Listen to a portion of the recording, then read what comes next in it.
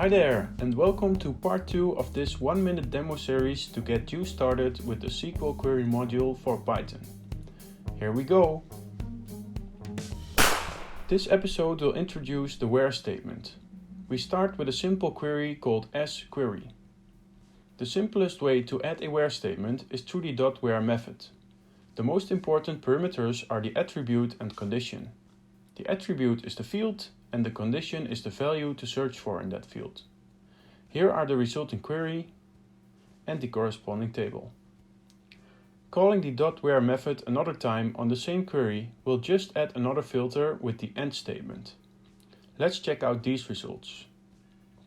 Notice that we introduced two new parameters as well, EQ and D. In EQ we can specify the operator.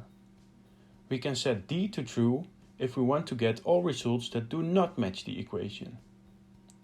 It's also possible to insert a list as condition.